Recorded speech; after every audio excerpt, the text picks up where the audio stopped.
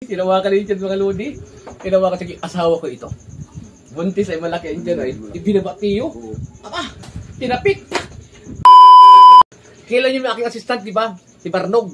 Ang aking assistant si Barnog. Ay ngayon buntis yung asawa niya, buntis. Ay gabi-gabi kami nag-inom, laging lasing. Ay naputulong pa ng kuryente, sakto. Naputulan ng kuryente. Ang problema, wala silang bahay. Nakitulog lang sila doon sa biyanan. Ay di ngayon mga lodi, ano, ganito nangyari kani, oh. Sabi ano, hatid na kita, lasing na. Sabi, hindi man boss. Okay ba, lakad siya ngayon. Nakapikit, siyempre kami sa ating uwian niya.